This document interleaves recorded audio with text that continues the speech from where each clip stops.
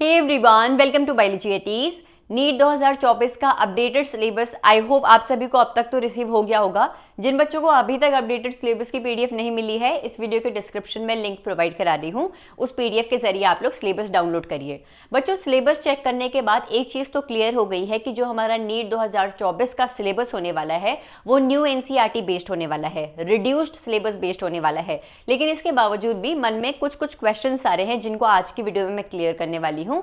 और इसी के साथ नीट 2024 बायोलॉजी का सिलेबस का डिटेल्ड एनालिसिस आप लोगों को देने वाली हूं। तो पहले तो कुछ फ्रीक्वेंटली आस्क्ड क्वेश्चंस, उनका डाउट क्लियर करते हैं।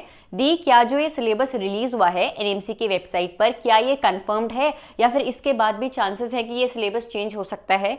अगर आप लोगों ने नीट 2024 का सिलेबस चेक कर लिया है, आपने देखा होगा फिजिक्स, केमिस्ट्री, बायोलॉजी में कुछ ऐसे टॉपिक्स हैं जो ना तो ओल्ड एनसीईआरटी में मौजूद है और ना न्यू एनसीईआरटी में मौजूद है। तो बहुत ज्यादा चांसेस है कि वो सभी टॉपिक्स एनएमसी सिलेबस से रिड्यूस करके वापस से एक अपडेटेड सिलेबस अपनी साइट पर अपलोड कर सकता है।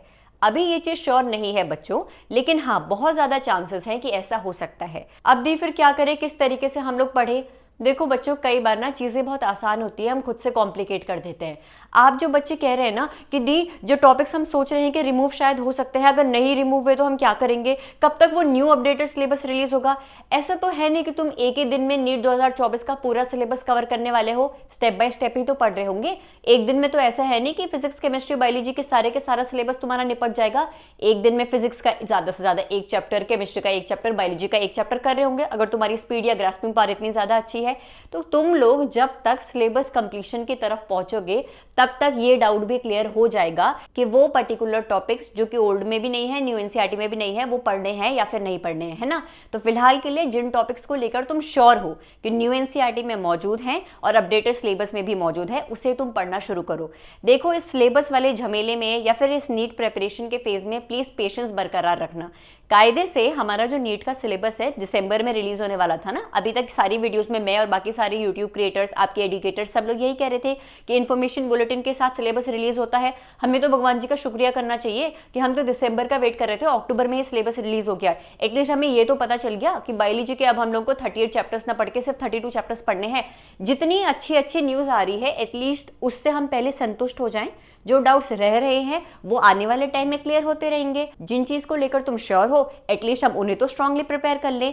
तो हाँ, बहुत ज्यादा चांसेस है कि जो ये सिलेबस एनएमसी की वेबसाइट पर रिलीज हुआ है उसमें कुछ चेंजेस करते हुए वापस से एक नया सिलेबस रिलीज हो सकता है, जिसमें से वो टॉपिक शायद हटाए जा सकते हैं जो कि ओल्ड और न्यू दोनों एनसीईआरटी में मौजूद नहीं है। लेकिन अगर वो नया सिलेबस रिलीज नहीं भी होता है तो हम लोग 1-2 महीने बाद देख लेंगे कि वो पर्टिकुलर नंबर ऑफ टॉपिक्स पढ़ने हैं या फिर नहीं पढ़ने हैं। एटलीस्ट तब तक जिन टॉपिक्स को लेकर हम श्योर हैं उन्हें तो हम बहुत अच्छे से पढ़ लेना।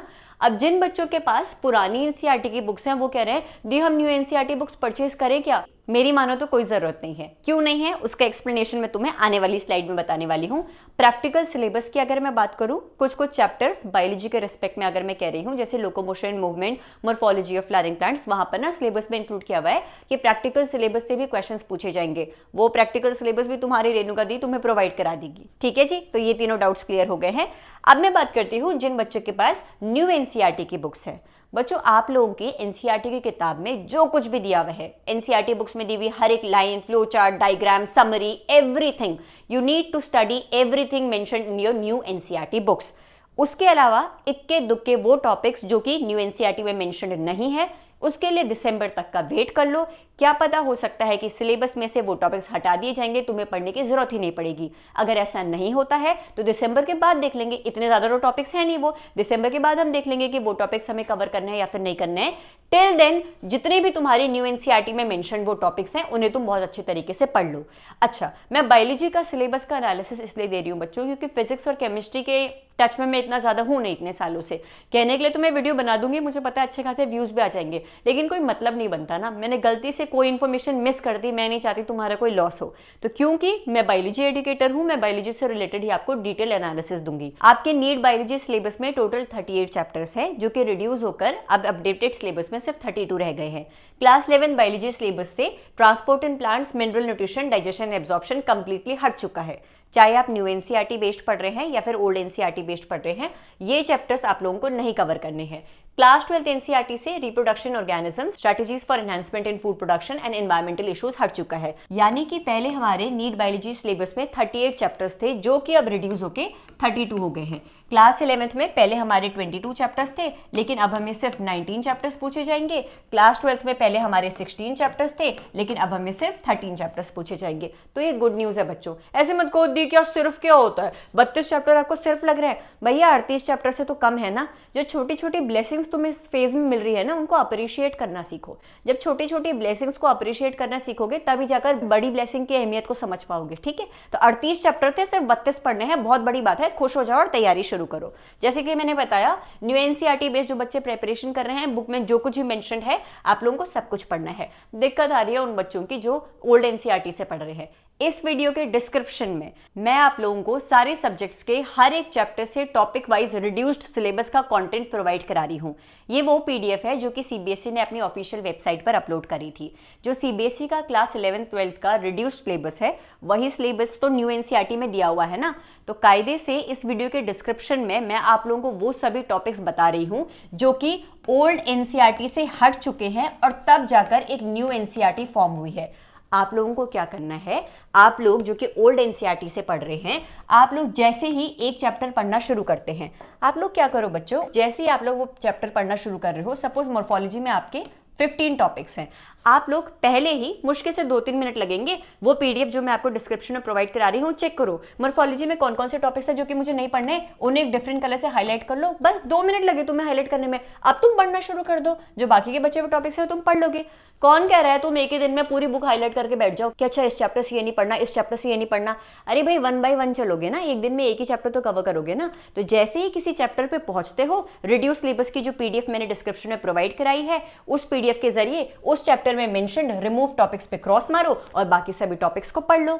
हो गया प्रॉब्लम सॉल्व। न्यू एनसीईआरटी लेने की जरूरत नहीं है तुम्हें, ओल्ड एनसीईआरटी से भी तुम्हारा काम चल जाएगा। अब दिक्कत आ रही है उन सभी टॉपिक्स पे जो कि न्यू में भी मेंशन नहीं है, ओल्ड में भी मेंशन नहीं है। क्या करना है, एक चीज, बायोलॉजी में एक टॉपिक है what is living under the chapter the living world. ये टॉपिक न्यू एनसीईआरटी में मेंशन्ड नहीं है बच्चों, पुराने वाली एनसीईआरटी में मेंशन्ड है, लेकिन ये टॉपिक एनएमसी के अपडेटेड सिलेबस में दिया हुआ है।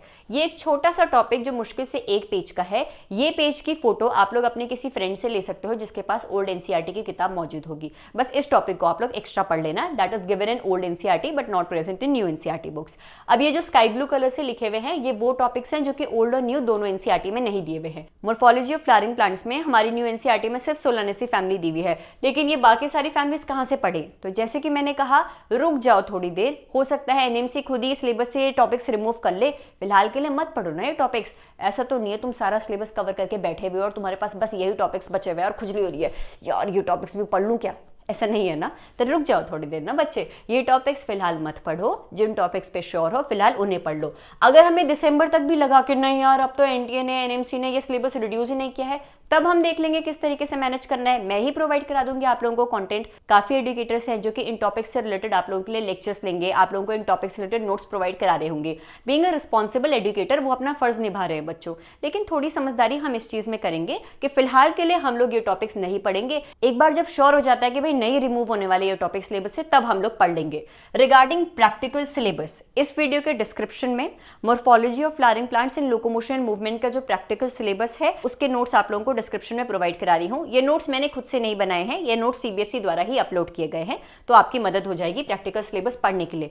देखो ये प्रैक्टिकल सिलेबस ना पिछले 5 साल से नीट के सिलेबस में हमेशा मेंशन्ड आया है, लेकिन अपने पिछले 5 साल के एनालिसिस के बेसिस पर बताऊं तो कभी भी प्रैक्टिकल सिलेबस से क्वेश्चंस नहीं पूछे गए। लेकिन वहीं वापस बात आती है कि मैं आपको गलत डायरेक्शन में डायरेक्ट नहीं कर सकती। अगर प्रैक्टिकल सिलेबस लिखा हुआ है तो पढ़ लेना, लेकिन फिलहाल वो टॉपिक्स पढ़ो जो कि एनसीईआरटी में दिए हुए हैं। जब वो स्ट्रांग हो जाएंगे तब जाकर प्रैक्टिकल सिलेबस पढ़ना। अगर तुम ये लास्ट में फरवरी मार्च में भी पढ़ते हो कोई दिक्कत नहीं है, फिलहाल एनसीईआरटी बेस्ड पढ़ो। तो इस वीडियो के डिस्क्रिप्शन में आपको 3 टाइप के लिंक्स मिलेंगे। पहला लिंक जहां पर एनएमसी द्वारा रिलीज हुई अपडेटेड सिलेबस की पीडीएफ है। दूसरा लिंक जहां पर क्लास 11 12 का फिजिक्स केमिस्ट्री बायोलॉजी का रिड्यूस्ड सिलेबस है, वो सिलेबस है जो कि ओल्ड एनसीईआरटी से हट चुके हैं। वो सभी टॉपिक्स हैं जो कि ओल्ड एनसीईआरटी से रिमूव हो चुके हैं और उनको रिमूव करने के बाद न्यू एनसीईआरटी बुक्स बनी हैं। तो जो बच्चे ओल्ड एनसीईआरटी से पढ़ रहे हैं, मेरे उस रिड्यूस सिलेबस की पीडीएफ से अपनी किताब में उन सभी टॉपिक्स को मार्क करेंगे कि उन्हें नहीं पढ़ने हैं और फिर उनकी प्रिपरेशन रिड्यूस सिलेबस बेस्ड हो रही होगी। तीसरा लिंक है प्रैक्टिकल सिलेबस का link, locomotion, movement and morphology of flowering plants के जो भी प्रैक्टिकल्स आपकी नीट के सिलेबस में है, उसका पूरा स्टडी मटेरियल मैंने आप लोगों को इस वीडियो के डिस्क्रिप्शन में प्रोवाइड करा दिया है। तो बायोलॉजी के सिलेबस से रिलेटेड आई होप अब आपके मन में कोई डाउट नहीं रहना चाहिए। यूट्यूब पर काफी शानदार एजुकेटर्स हैं जो कि केमिस्ट्री और फिजिक्स के लिए आप लोगों को बहुत अच्छे से गाइड कर रहे होंगे। उनके वीडियोस देखते हुए सिलेबस एनालिसिस देखिएगा और फिर अपनी नीट 2024 की प्रिपरेशन शुरू करिएगा। आपकी बायोलॉजी की प्रिपरेशन को स्ट्रॉन्ग करने के लिए मेरे टेलीग्राम चैनल पर reduced syllabus based chapter wise MCQs में आप लोगों को लगातार प्रोवाइड करा रही हूं। हर 2 दिन के गैप में हर रात 9 बजे मैं आप लोगों को चैप्टर वाइज मॉक टेस्ट की फॉर्म में पीडीएफ भी प्रोवाइड करा रही हूं। तो मेरे टेलीग्राम चैनल बायोलॉजी एटी से जुड़े रहिएगा बच्चों।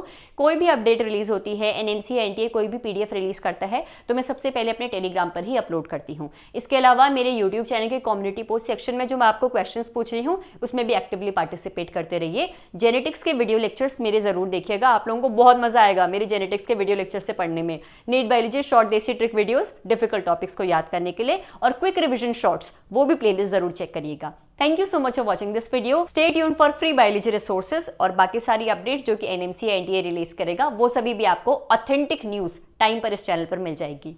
Thank you.